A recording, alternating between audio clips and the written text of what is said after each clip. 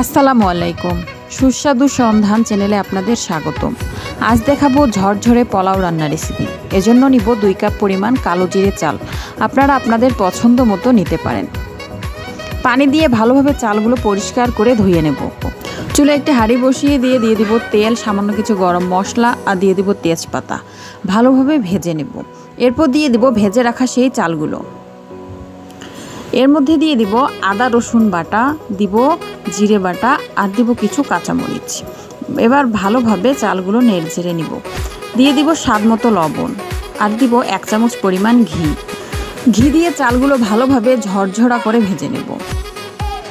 একদম ঝরঝরা করে ভেজে নিতে হবে।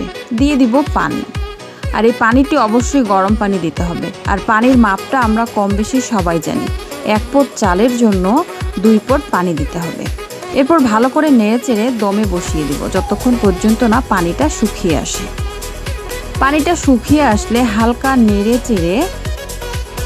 আবারও ঢাকনা দিয়ে বসিয়ে দিব একদম 5 থেকে 7 মিনিটের জন্য লো হিটে।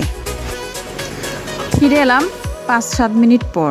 তো দেখতেই পাচ্ছেন পোলাওগুলোর মধ্যে কিন্তু কোনো রকম পানি নেই, একদম ঝরঝরা হয়েছে। এই পোলাওটি খেতে কিন্তু ভীষণ সুস্বাদু হয়।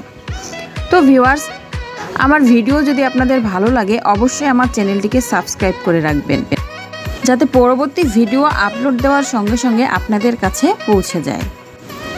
এরপর পোলাওগুলো সুন্দরভাবে পরিবেশন করে নেব। দিব পেঁয়াজ বেরেস্তা, কিশমিশ আর কিছু বাদাম। এভাবে লেয়ার তৈরি করে আমি পোলাওগুলোকে সুন্দরভাবে পরিবেশন করে নেব। ভিডিও ভালো লাগলে অবশ্যই একটি লাইক দিবেন আর মূল্যবান কমেন্টের মধ্যে জানাবেন আপনাদের মতামত। ভালো থাকবেন, সুস্থ থাকবেন। আজ এ পর্যন্তই। আল্লাহ হাফেজ।